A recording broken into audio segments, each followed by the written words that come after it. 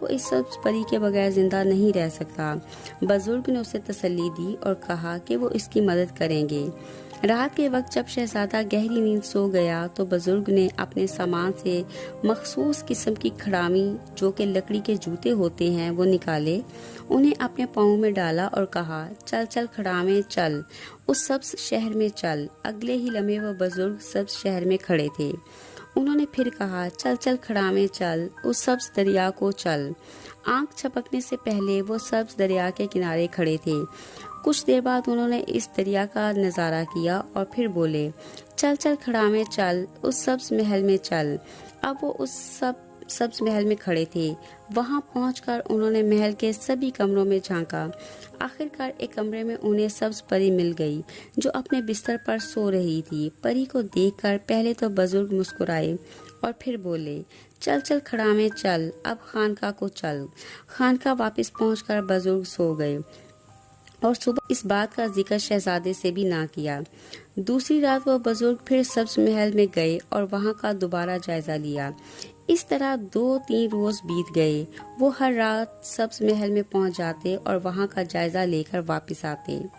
اب وہ سبز محل اور وہاں کے مکینوں کے بارے میں مکمل معلومات حاصل کر چکے تھے۔ چوتھے روز بزرگ نے شہزادے کو اپنے پاس بلایا اور کہا، بیٹا، سبز پری کو تو میں نے تلاش کر لیا ہے، میری مانو تو اسے بھول جاؤ کیونکہ اسے حاصل کرنا بہت مشکل ہے، وہ جنات کے قبضے میں ہے۔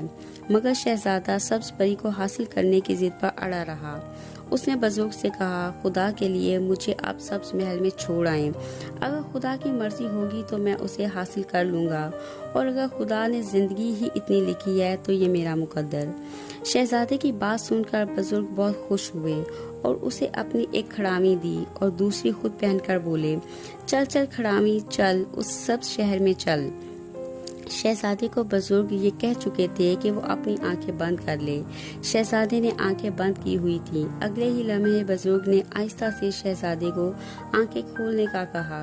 شہزادے نے حیرانی اور خوشی کے ملے جلے جذبات کے ساتھ آنکھیں کھولیں تو خود کو ایک ایسے شہر میں پایا جہاں ہر شے سبز تھی۔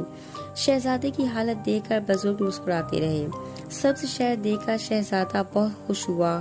بزرگ نے پھر کھڑامے کو حکم دیا، چل چل کھڑامے، اس سبز دریا کو چل۔ اب جو شہزادے نے آنکھیں کھولی تو وہ سبز دریا کے کنارے پہنچ گئے۔ کچھ دیر تو وہ دونوں سبز دریا کے کنارے گھومتے رہے۔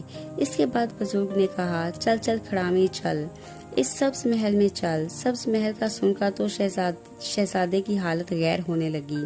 اب وہ فوراً سے پہلے سبز پری کو ایک نظر دیکھنا چاہتا تھا۔ اسی لمحے وہ سبز محل میں پہنچ گئے اور بزرگ شہزادے کو اس کمرے کی طرف لے گئے جہاں سبز پری قید تھی۔ شہزادے نے دروازے کی اوٹ سے کمرے میں جھانکا تو سامنے سبز پری کا چہرہ نظر آیا۔ سبز پری بین بجا رہی تھی مگر اس کی گود میں ایک ہیبت ناک دیو سر رکھے سو رہا تھا۔ یہ منظر دیکھ کر شہزادہ گھبرا گیا۔ بزرگ نے اسے آہستہ سے کہا، میں تمہیں منع کرتا رہا مگر تم ضد لگا بیٹھے تھے۔ یہ سن کر شہزادے کو جوش آ گیا اور وہ سبز پری کے سامنے چلا گیا۔ سبز پری نے جو اسے دیکھا تو حیران رہ گئی۔ ایسے خوبصورت خوبرو شہزادے کو اس نے اس سے پہلے نہیں دیکھا تھا۔ سبز پری کو شرماتا ہوا دیکھ کر شہزادے کے حوصلے بلند ہو گئے اور اس نے سبز پری سے کہا، جس روز سے تجھے میں نے اپنے خواب میں دیکھا تھا اسی روز سے تیری تلاش میں بھٹک رہا ہوں۔ اب میں تجھے یہاں سے آزاد کروانے آیا ہوں، کیا تم میرے ساتھ چلو گی؟ سبز پری تو شہزادے کو دیکھتے ہی اس کی محبت میں گرفتار ہو چکی تھی۔ اس نے اسبات میں اپنا سر ہلایا اور پھر دیو کی طرف دیکھ کر گھبرا کر اشاروں سے شہزادے کو بتایا، جب تک یہ بین بجتی رہے گی دیو بھی سویا رہے گا، اگر بین بجنا بند ہو گئی تو دیو جاگ اٹھے گا اور تمہیں زندہ نہیں چھوڑے گا۔ شہزادے نے کہا، تم بے فکر رہو، تم مجھے یہ بین دو، میں اسے بجاتا ہوں اور تم یہاں سے باہر چلی جاؤ، میں اسے دیو سے نمٹ لوں گا۔ یہ سن کر سبز پری کو یقین ہو گیا کہ جو میری خاطر اس دیو سے لڑنے کے لیے تیار ہے وہ واقعی مجھے چاہتا ہے۔